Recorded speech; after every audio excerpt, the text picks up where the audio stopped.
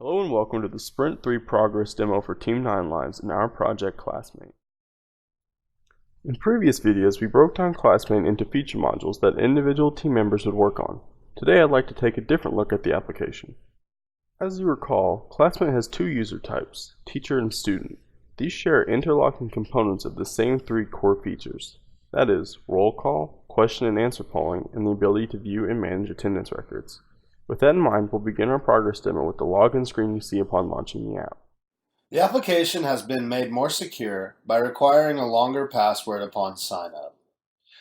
If a user tries to sign up with less than 8 characters, they are alerted that they must have at least 8 to have a valid password. The sign-in process has also been streamlined and made much easier for a user. If a user closes the application without logging out, the information is actually stored in shared preferences with an authorization token that upon launch of the application automatically signs the user in and sends them to the appropriate interface. If a user logs out before quitting the application, they're sent back to the sign-in page.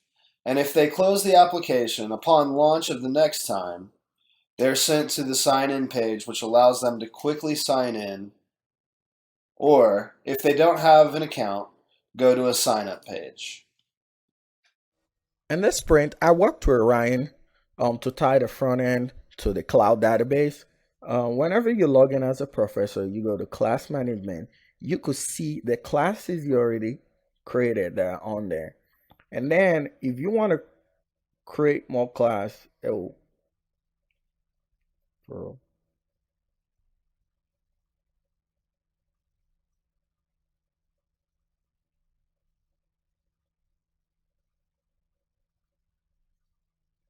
then you put in the school.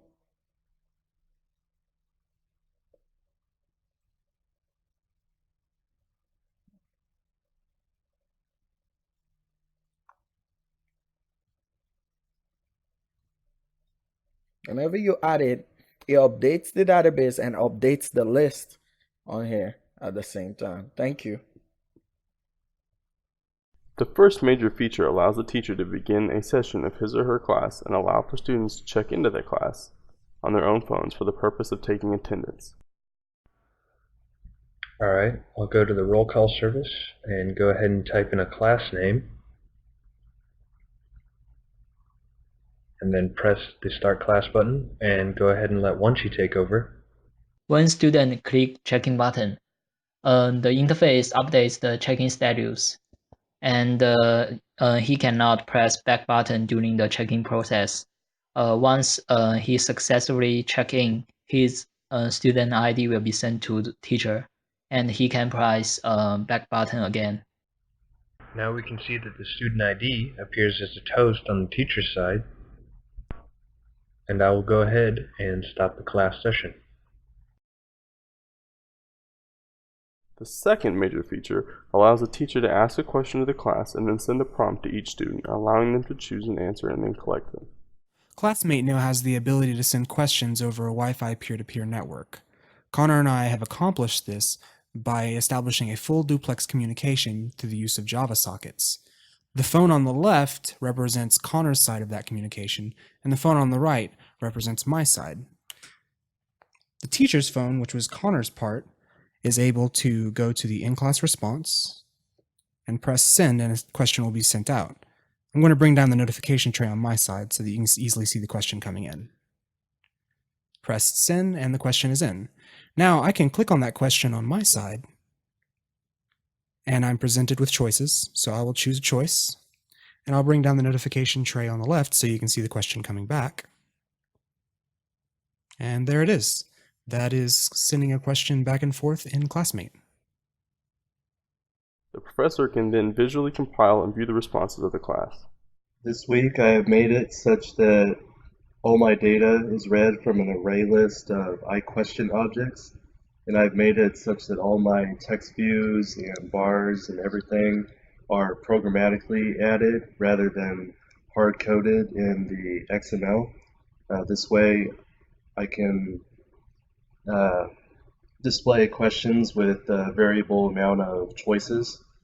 So here I've added 3 buttons. They're going to display 3, 4, and 5 choice questions to demonstrate that it works with any number of choices. So here's a 3 choice right here. We'll go back, and here's a 4 choice question and a 5 choice question. And that's it.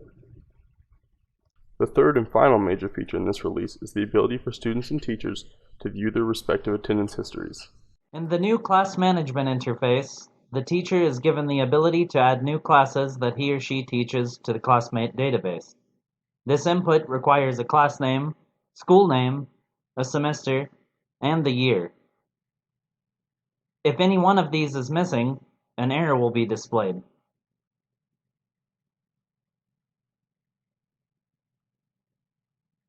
Once the error is corrected, the teacher will be given the option to add the class, and upon saving the class, all information is retained as needed.